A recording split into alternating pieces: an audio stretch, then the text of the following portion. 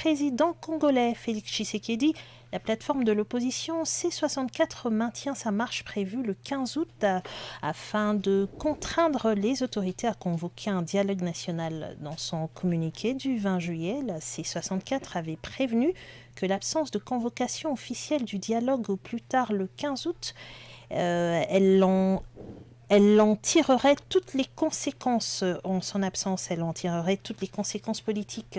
Et cet ultimatum intervient dans un contexte sociopolitique marqué par la recherche d'un consensus face à la crise sécuritaire persistante dans l'est de la RDC, mais aussi dans un climat de forte divergence autour du débat sur une éventuelle réforme constitutionnelle. Pour en parler, nous sommes en direct avec Emery Damien Kaluira de la Coalition Populaire. Monsieur Kaluira, je crois qu'on a un petit problème pour joindre Monsieur Kaluira. Emery Damien Kaluira de la Coalition Populaire qu'on essaye de joindre. Voilà, avec lui, nous parlerons de l'expiration de l'ultimatum fixé au président Félix Tshisekedi. En tout cas, nous sommes à la veille de cet ultimatum. En attendant de joindre Emery Damien Kaluira, cette petite annonce, ce petit rappel, en tout cas, Channel Africa est maintenant sur WhatsApp. Et devinez quoi? On vous apporte les conversations directement. Des reportages qui façonnent l'Afrique aux dernières actualités, en passant par du contenu exclusif, les meilleurs moments des émissions et tous les instants à ne pas manquer. Envie de rester connecté à tout ce qui se passe sur le continent? Channel Africa est maintenant dans votre WhatsApp et Emery Damien Kaluira est maintenant connecté. Monsieur Kaluira, bienvenue sur Vue d'Afrique. Bonjour. Alors la C64 a suspendu ses manifestations pour donner une chance au dialogue, mais fixe au pouvoir un ultimatum au 15 août. Cette stratégie consiste à laisser la porte ouverte tout en brandissant la menace de la rue.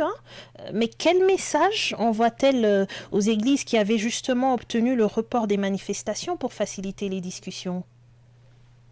Merci. Le moratoire que nous avions donné au régime Tshisekedi, qui court jusqu'au 15, qui expire donc demain le 15 août 2026, avait pour objectif de dire oui au conseil de l'Église, oui au conseil du président de l'Union africaine, le président burundais, et finalement donner aussi la chance à M. Tshisekedi de reprendre ses responsabilités et de lier les actes aux paroles qu'il a prononcées après l'audience qu'il avait accordée au chef des églises au Palais de la Nation. Donc, à partir de demain, si rien de concret n'est perçu en provenance du pouvoir, la coalition 64, dont fait partie la coalition populaire, va prendre ses responsabilités et remobiliser le peuple pour prouver à M. Tshisekedi qu'aucun coup d'État constitutionnel ne sera consommé dans notre pays.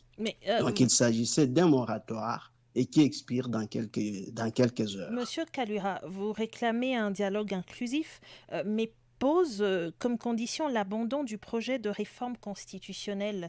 Est-ce que cette exigence risque de fermer la porte au dialogue avant même qu'il ne commence?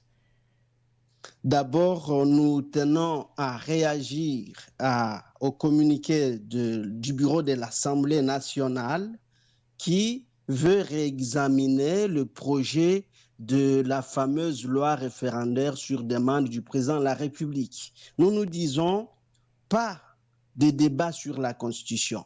Le deuxième et dernier mandat de M. Tshisekedi expire dans 16 mois.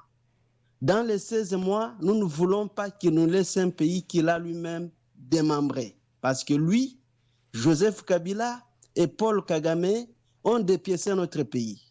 Nous ne voulons pas qu'à la fin de son mandat, nous héritons d'un pays divisé. Raison pour laquelle nous l'avons exigé avec le peuple congolais de convoquer un dialogue qui va nous permettre de retrouver l'intégrité du territoire avant la fin de son mandat. Donc nous ne voulons pas d'un référendum et nous invitons le président de la République, M. Tshisekedi, à retirer simplement cette loi sur les référendums et à laisser la chance au dialogue politique réellement inclusif qui va nous permettre de reprendre le contrôle sur l'ensemble de notre territoire. Parce que vous savez, le peuple le sait, la partie est du Congo, en tout cas le nord et le sud Kivu, se trouvent entre les mains de l'armée rwandaise. Mais et nous devons barrer la route à cette occupation rwandaise. Il faut aussi relever le fait que la coalition évoque l'option de la désobéissance civile. Je veux dire, dans une RDC marquée par des défis sécuritaires majeurs. Quelle forme cette désobéissance pourrait-elle prendre sans compromettre la stabilité du pays? Non, mais l'instabilité dans le pays porte un nom, porte un symbole. C'est M. Félix Tshisekedi, c'est M. Joseph Kabila. Ce sont les deux individus qui ont créé l'instabilité artificielle pour maintenir les Congolais dans la souffrance. Ils ont méprisé les plus de 15 millions de Congolais qui sont morts depuis plus de 30 ans et ils ont méprisé la malgouvernance et la souffrance qui accable la quasi-totalité du peuple. Donc la désobéissance civile est conforme à la loi, à l'article 64 de la Constitution. Et comme vous le savez, à force d'étouffer les revendications pacifiques, on rend légitime et inévitable les revendications violentes. Cette menace de relancer la mobilisation populaire peut-elle faire plier le pouvoir, M. Kaluira?